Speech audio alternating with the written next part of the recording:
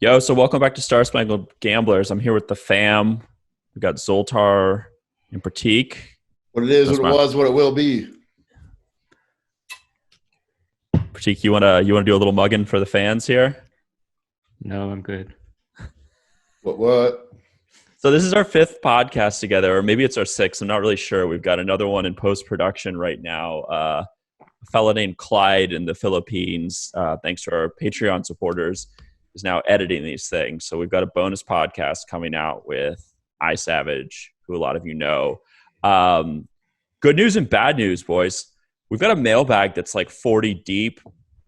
We're loving all the feedback. We're loving all the chirps you're giving us on these podcasts. But if you like them and you want more, hit our Patreon group. It's on starspangledgamblers.com. That gives us a little more capacity to do research, to do the back end. And that means more tips, more money, more fun for all of us. Like I said, this is our fifth podcast.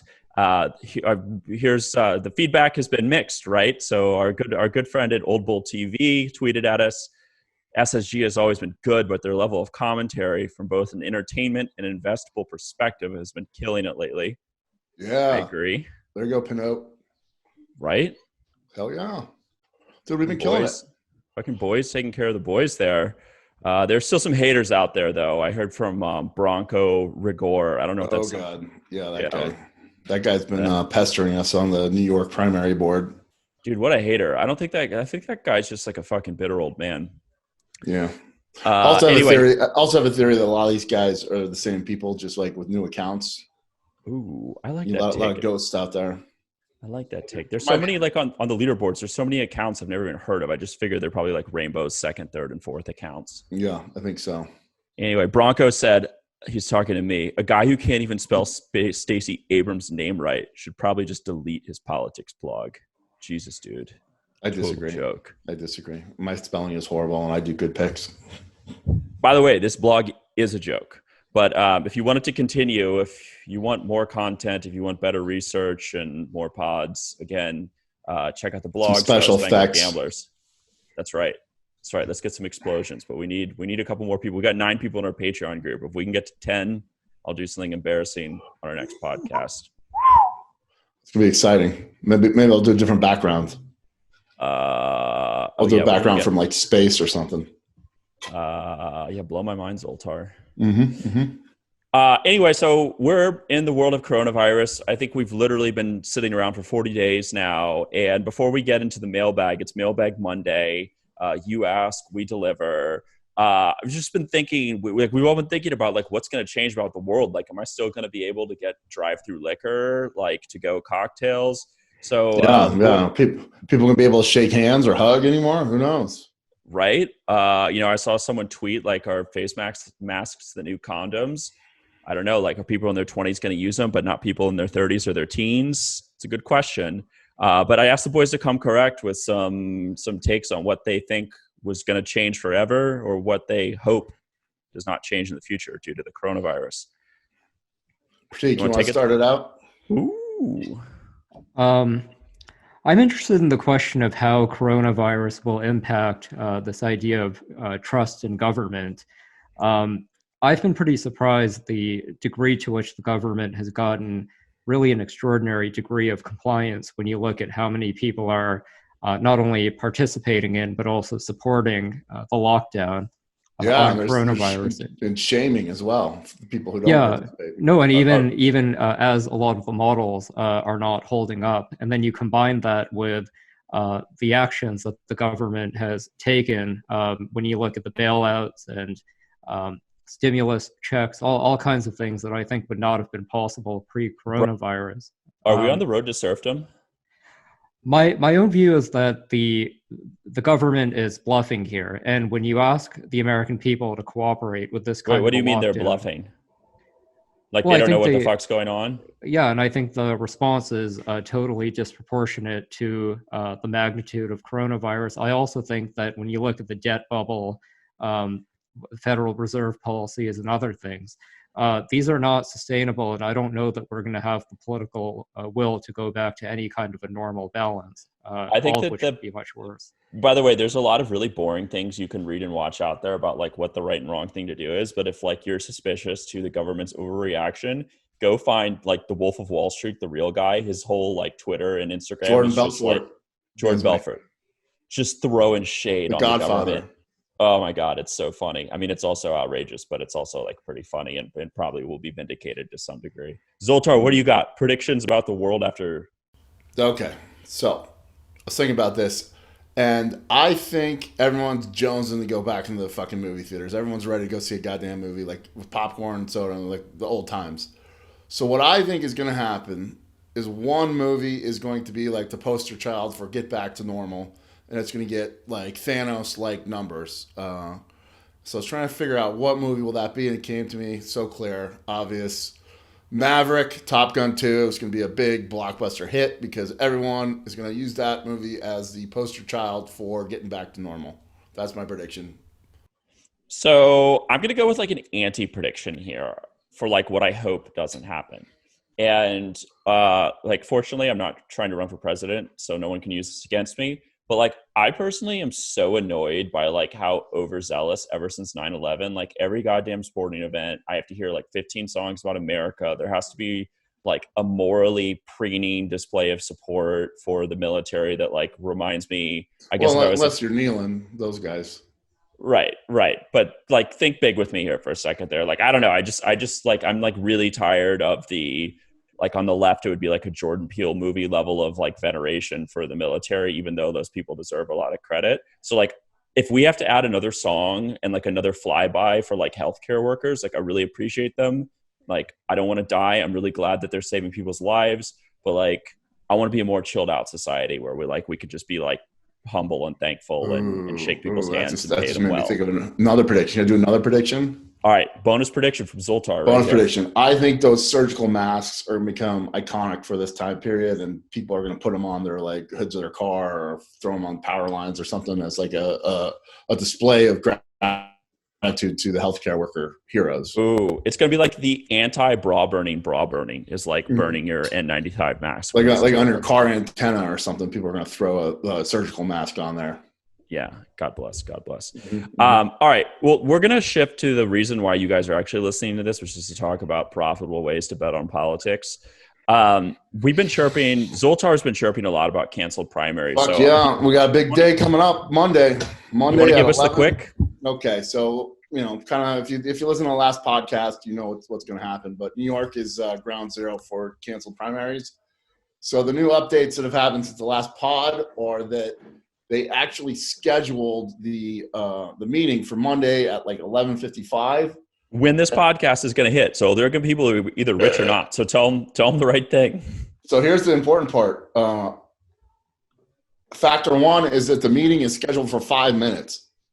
The meeting's at 11:55. The next meeting's at 12. So to me, that's a big sign that it's going to be canceled. I don't think there's going to be much debate. They're not going to like really get Bernie's side. They're just going to say, hey, he's suspended his campaign. There's only one person left. Bing, bang, boom, canceled.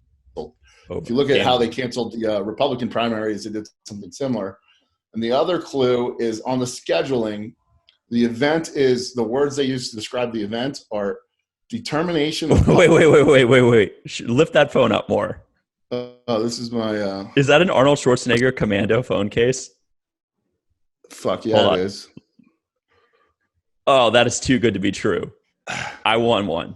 I'm ordering one of those tonight. All right. So anyway, it's New York. You're still standing by your prediction. New York's done. Yeah, and if you go on the website for the New York Board of Elections, they describe the meeting where they make this decision as, quote, determination of publicly suspended campaigns pursuant to 2-122A of the election law.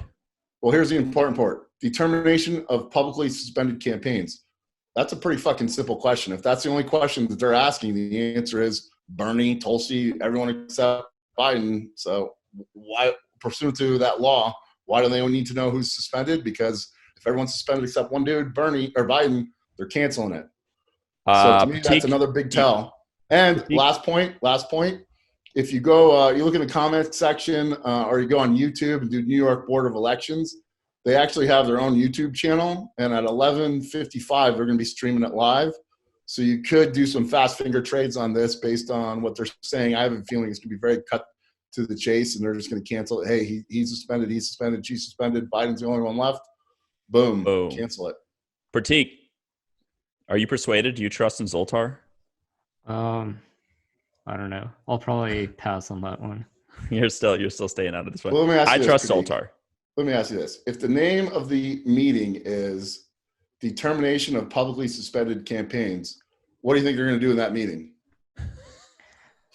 Well, I think they're going to determine who suspended their campaign. How sure are you that there is going to be a meeting? Well, that's what they have scheduled on the calendar. I think it's a pretty good shot. But they did last time too, right? Yeah, they rescheduled it to, they might reschedule it to Friday or something, but the meeting's happening. And what they're going to do at that meeting, determine publicly suspended campaigns. Why is that relevant? Because according to the law, everyone who's suspended except one person gets booted from the ballot. They cancel the whole election. Well, by the time this podcast drops, you'll have about 2 hours left to decide if you want to bet or not. So this will be an exciting Olympiad. I know that we trade on Predict It because we think we're better than rigid ideology and we're good creative thinkers and critical thinkers, but I always trust in Zoltar. I trust in Zoltar 100%. I trust in Zoltar before my mother, my father, or my No, but I think this is actually a very good Zoltar trade. I'm maxing out on this one. So for those of you who are looking for a good one, this is it. This is one that Zoltar is very confident in. Well, I'm satisfied. I've got a mailbag that's burning a hole in my pocket right now. What? You guys feeling a little mailbag Monday here? Yeah. Let's start with some hate mail. I love fucking hate mail. No, we already started with hate mail. Bronco Rigor. All right. All right. This one scares the shit out of me. This is from Dave L. I think his Twitter handle is Delo on the go. Pretty clever, right? Subject, Justin Amash. Will he run? Question mark. Well, I have no idea who Justin Amash is, so I'm going to bow to this one. He's the fucking crazy libertarian, left the Republican Party from Michigan guy. Zoltar thinks Justin Amash is a big queef. This market is terrifying to me for a number of reasons, and I'm probably going to stay out. The reason is, first of all, with a market like this, I think you have to assume that there are a number of traders who have privileged information and will always have an edge on you. The other problem here is that there's, on the one hand, a whole set of considerations on why it's a really bad idea for anyone to get into the race as a third party, if they have any interest or desire of actually winning or even having a platform. In order for a third party to get into the national debate, you have to reach a polling threshold of 15%, which is very, very hard to do. You just what have if you just want to stroke your ego? Well, even then, the question becomes, if you look in 2016, you had all the ingredients in place for a third party to come in. You had two hated candidates in the major parties. You had a high degree of distrust, et cetera. And yet, I mean, when it came time to hitting that 15% threshold, someone will have to fact check me, but I think Gary Johnson maybe was at 7 or 8%, and he ended up outperforming any prior libertarian candidate. I think he ended up getting not even 4% in the general election. What about that rent's too damn high guy? The rent is too damn high party. Yeah, he was a that was the state of New York. But he got my vote. I'm asking, the question that I'm asking as I hear you talk, though, is this a question of whether the campaign's viable, or is this a question of whether or not Justin Amash wants a platform, as many third-party candidates do, to talk about issues that the two big parties aren't talking about? Well, so the question, though, is what kind of a platform does he get? I think probably the Libertarian Party nomination is there for the taking. But if you're walking into an election where both parties are more or less happy with their choices, okay, he might get to go on Face the Nation more than he might have otherwise, but raising money is going to be very difficult. And does he really want to basically throw his career in the den of libertarian politics rather than trying to make a comeback? I don't know the answer to that, so I'm staying out of this. But I think it's basically a question of, does Amash want to enter a race that he has no chance of even getting into the debate? And I don't know the answer. I mean, Justin Amash is one of the least practical and like most disliked politicians that I can think about among politicians. Voters might feel differently. I feel like voters often like kind of Ron Paul guys like him. But look, I don't have any money in this race. I don't have any plans of putting money in this race. But my feeling is that politicians who want a revolution, which I count Justin Amash as one of them, aren't really listening to rational considerations. But to me, that's not compelling. That's not like, oh, I need to go grab my wallet, like max out my credit cards and get in on this market. I mean, I don't know. And frankly, like I'm emailing people like crazy on the internet to try and find someone in Michigan who knows. Yeah, but I agree with Pratik. I think you made a good point there. There's a lot of people who have a lot more information on that than we do. So even if you research the shit out of this thing, there's going to be some guy who's connected to the campaign or relatives of someone who knows someone who is going to have a dramatic edge over us. So I'd say dip out of that market. There's one more factor here that's worth considering, which is what would be the outcome, if any, if he did get into the race. And I think that insofar as he wants to basically shape and move the direction of the right in this country, I think the most likely outcome is actually that the only place he would really register might be in Michigan. And from the polling that I've seen, were he to enter, he would draw more from Biden than Trump. So if he's really out there to try to undermine Trump, I think it's not going to work. And I think one of the misperceptions a lot of people have is that the libertarians tend to draw more from the Republicans than the Democrats.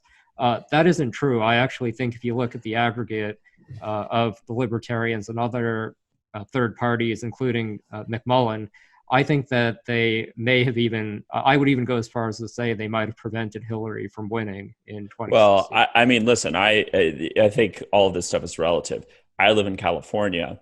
I stood in line for a half an hour to vote in 2016. And there was no chance I was going to vote for Hillary Clinton, but there was also no chance I was going to vote for Donald Trump. So I voted for a libertarian in a state because it was just a luxury. So, I mean, I would be curious. I don't know the answer, but I would be curious to know how many of those Democratic votes that libertarians siphon off are just people who know that their vote doesn't really matter anyway. Fight the power, dude. Yeah, fucking revolutionaries here. Libertarians. Let's move. Okay, I'm gonna reach in my fist and like another knuckle deeper into the mailbag here. Dustin Webb, that's his name. He's on Twitter, I believe, as Black Lotus. Chirped us. This is about the Supreme Court. He said, if everyone expects Trump to lose because of the coming recession, the best play may be Clarence Thomas leaving the Supreme Court. He's likely to quit in a lame duck session to have his replacement be named by a Republican. It's a bit of a parlay because I'm not sure how much Thomas really wants to leave and if he's willing to wait out the Biden administration, and that he's still young by Supreme Court standards at 72.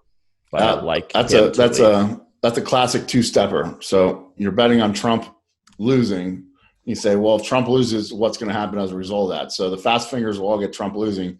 But as soon as that news drops and he loses, you can jump on a Clarence Thomas, because I agree. I think there's a good chance that he retires so Trump has enough time to replace him with another conservative justice. I've got an answer for this, and my answer is fake news. I don't think Supreme Court justices, I think they go out of their way to not really care about politics. So I think Clarence Thomas is on Clarence Thomas's side. And I actually used to own this contract. I used to own Clarence Thomas next to leave the court. I just sold it.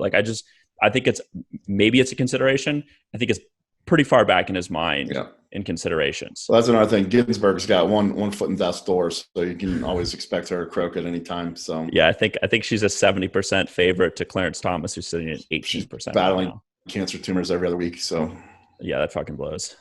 Mm-hmm. So I think that was a good medium bet. I wouldn't go all in on that, but I think it's a good solid bet if Trump loses. Wait, Pratik's trying to put money in my pocket right now. I'm actually on the opposite side of this one. I have yes shares on Ginsburg, I think in the high 60s being the next to go. I also have no's on Thomas. I mean, I think if you're looking for proxies to Trump losing or Biden winning, I don't know why of all the markets you would pick the one where you're taking on the risk of Ginsburg dying anytime. Yes, it's literally a death pool. Yeah. Mm-hmm. The other thing too is I don't. She looks like the goddamn crypt keeper. Just she saying. looks like she's going to have a lot of HBO miniseries made about I'm her just for like saying, the next 30 years. She could go at any moment, guys. You got to take that into consideration. But Well, I mean, okay, funny anecdote though. Senator Jim Bunning in 2009 said he got in so much trouble for saying Ruth Bader Ginsburg is on death watch, and she beat cancer, and Bunning wound up dead like 5 years later, and she's still sitting on the bench. So don't short sell her. No, she's a fighter, but even Muhammad Ali lost at the end of his career. But so hey, Pratik, what's another good one? If Trump loses, a better example of a two-stepper. So if Trump loses, then this will happen. You said that Ginsburg adds too much risk to the Supreme Court. So what's one where there isn't so much? Do you feel like you've just got all the girls chasing after you on this podcast? Like, no. Like, I want to know. Not quite. You're a pretty girl here. Yeah, I would have to think about other correlated markets. I think probably one of them is Congress being correlated with presidential markets. I mean, the worse that things look for Trump, that probably brings down all the other Republicans who are up for re-election. But we'd have to go through some of the other markets. But I mean, in Thomas's buy that Dems running in the House market. That's the best buy on Predicted. Yeah. 70 cents, something like that. The thing with Thomas, I actually met him a few years ago, and I got no indication whatsoever that he was ready to retire. I think he's enjoying the job. The other factor too is that his wife is very active in conservative circles. I think she's very much enjoying the attention and opportunities that come with it. And I don't know exactly how healthy Thomas is. I mean, I don't think he's some pinnacle of health or anything, but he's cognitively fine. I think he never talks. The Supreme Court hearings, he's the only one who never asks questions. Wait, but just sits there. Were you like one of those couples that? No, I won't say that. So he could literally be like a weekend on Bernie's and just like sit there and do nothing, and no one would even notice. That's right. He could be dead for like the last 3 months of the Trump administration. They could just propping him up like a puppet. No one would know. The other factor too, I mean, Alex, you'll probably know better than I do, but I think we're kind of nearing the point where it may be too late to confirm a new justice. I mean, what do you think the latest is that could happen? Well, with the Corona, he might have a point. That's going to add a little wrinkle to everything. I mean, here's the thing, like the Republicans have a majority in the Senate, so they could call it up when they wanted to. I mean, look, like my favorite thing about you, Pratik, is that you ask me questions. You're like a good CEO. Like you ask questions that other people aren't asking. And that's, I would say, let's call it June 1st. It's probably 10 weeks, takes about 10 weeks to vet a Supreme Court candidate. And then everyone's going to be in recess, come September for the election. So you're right. I mean, the clock is pretty thin on that vacancy. Well, and we're all assuming that McConnell is ready to buck his earlier point that you can't confirm a justice in an election year. I don't believe that would stop him, but it is one more wrinkle in all of this. Yeah, I feel like when McConnell's he is an old man, but when he's a much older man, he's going to be like, I shouldn't have done that fucking Merrick Garland thing. That was like the one thing I'd take back in my career. But it seemed like everyone in 2016 was just doing shit on the assumption that Hillary was gonna win that election, and everyone was wrong. Whoops.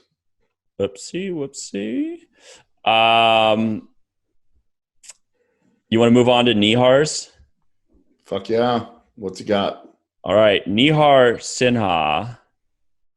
It's also his Twitter handle. He says, Biden is opening up a lead in 65 plus voters. I continue to think that tough on COVID is today's tough on crime. Arguing an abstract economic counterfactual against tangible deaths is a perilous position for Donald That's Trump. That's a question right there. Read that one more time. He's basically saying Trump is losing ground with old people because he didn't tough enough on the coronavirus, and now the economy shat the bed. So is Donald Trump just cooked? No, I'm going to guess that's definitely a liberal asking that question because my grandma's old. She fucking loves Trump. So does everyone at our retirement community. Well, they better hope that some nurse with the coronavirus doesn't walk through the door. Dude, they got those senior citizens homes like fucking prisons, dude. I will tell you this. The market that I want to see is how many registered Republicans killed from the coronavirus wind up voting for Joe Biden in the upcoming general election, because dead people vote all the time and they do not vote for Republicans. No, that's true.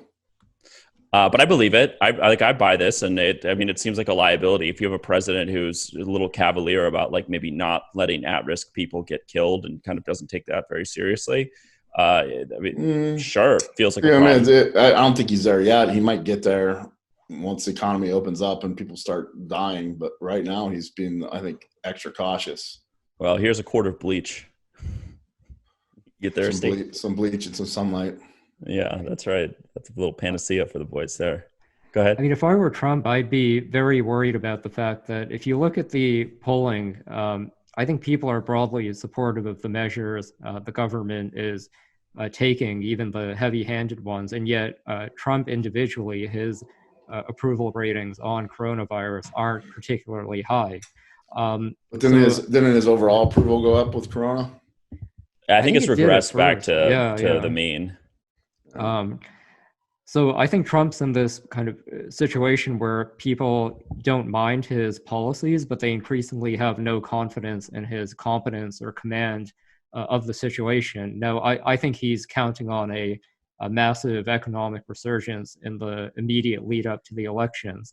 I don't know if you can time things that way, and I don't know that it would be enough. This ties into another question to me, which is, I feel like it's still sort of buried in the policy community of Mitch McConnell saying no more money for states should file for bankruptcy.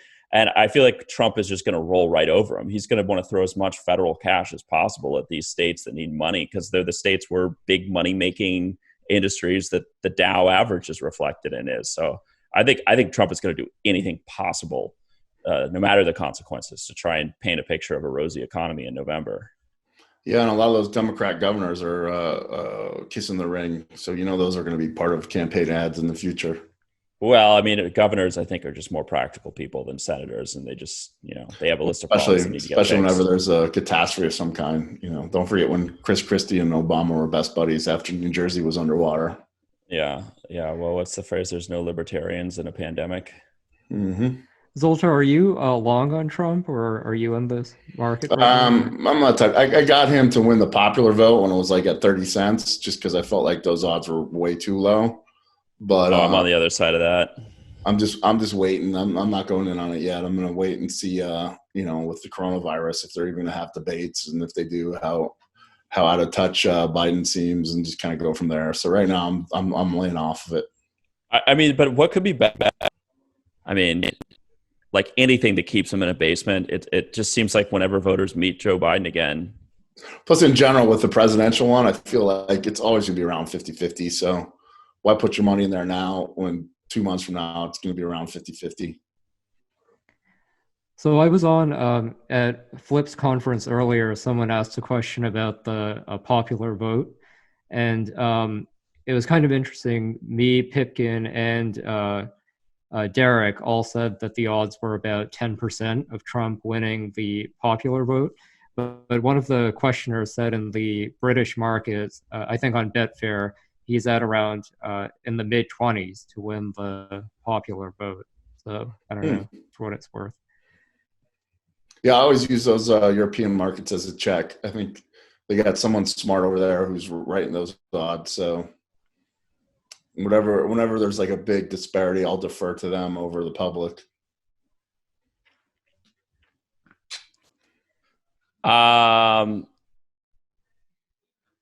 Do we need to give a little hate mail at Pratik some airtime today? Hell yeah, dude. We all get it. Those of you who follow us closely, and you'll hear more about this on our companion pod to this with iSavage, know that Pratik is throwing some shade on Republican Senator Susan Collins and Maine's re-election hopes. Anonymous, did this guy slide into your DMs, Pratik? No, he was on the comment section of the blog. Wow. You want to read the very comment? Underused, by the way. Very underused. If you guys are reading the Star Spangled Banner blog, you can you drop some comments at the end of the articles. And come on, chirp us. The fuck? Pratik, do you want to read this, or do you want me to? Go for it. Come on. Don't be scared. Do you want me to read it? I want you to read it. Okay. Any Dem any Dem finding fault with Collins over Kavanaugh. Oh, sorry, I'm reading the wrong one. Here it is. So much hate mail. Sorry about that. So basically, Susan Collins has actual principles, parentheses, Kavanaugh's a good man and witch hunts are bad, close parentheses, and you're going around calling her principled stand, quote, antics, question mark. Yeah, it could cost her re-election. The best things in life are worth risking it all for. Keep your left-wing bias out of this and stick to the facts and numbers, please. We're all better off since you're good at that.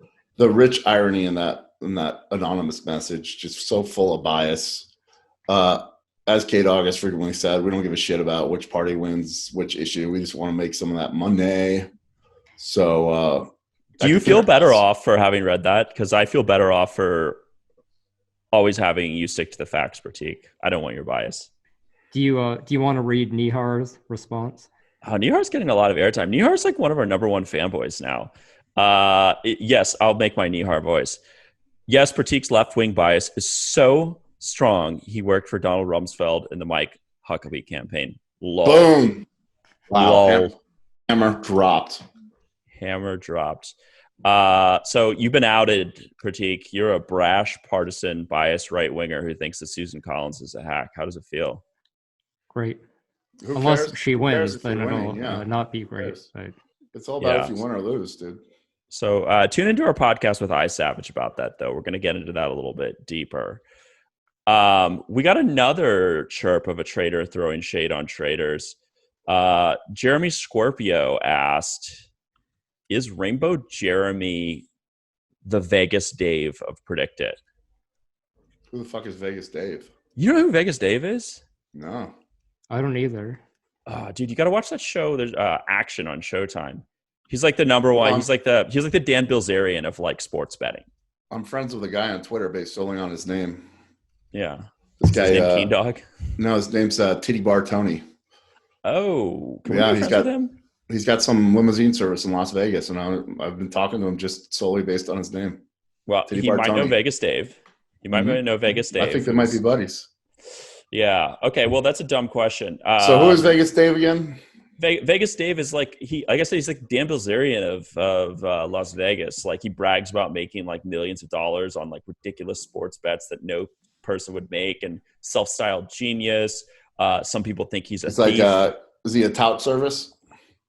Yeah, basically, but like really expensive. You pay him like $5,000 for a week. Yeah. None of the tout services ever publish their predictions ahead of time. They always just brag about the wins after the fact. They're 99% scam artists. Yo, bro, we're not a tout service though, are we?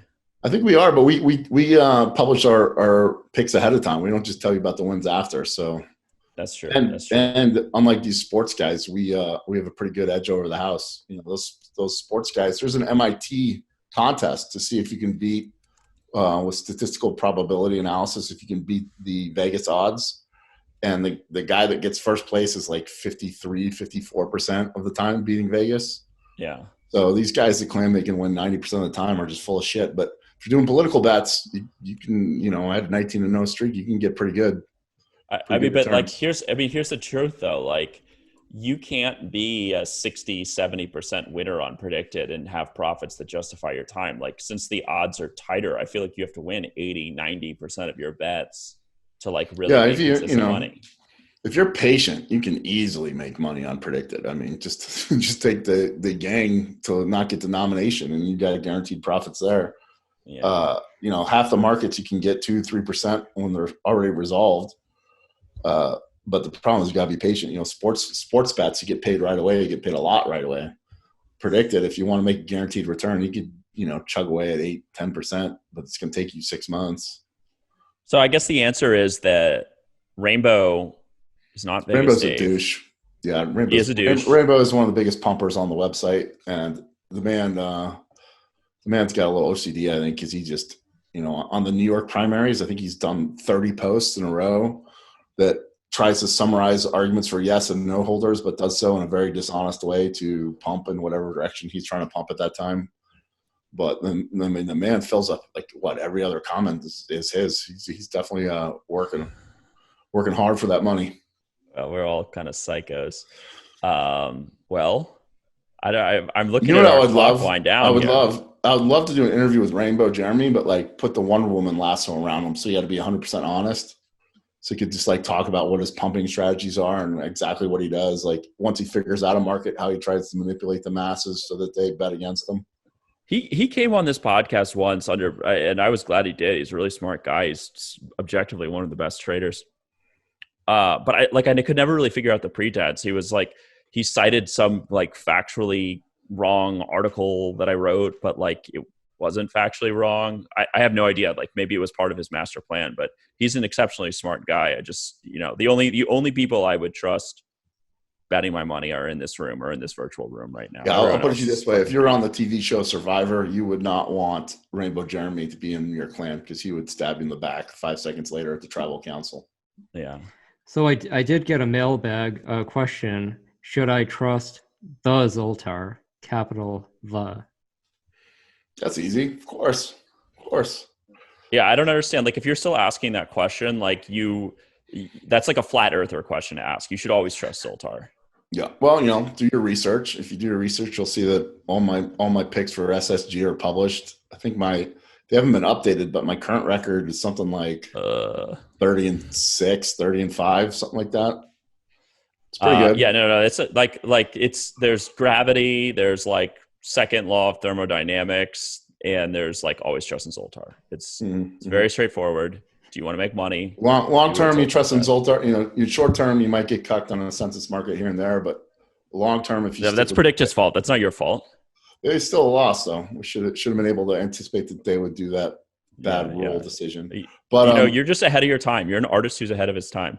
Yeah. All right, fellas, our game clock is ticking down to 1 minute right now. So you want to say goodbye? Goodbye. Goodbye to our fans and enemies. Which we have more of now. Pratik, any last pearls? No. I think we're good. Follow us on Twitter. Join our Patreon group so we can keep doing this. It's fun. Chirp us. Good night. Holla. Peace.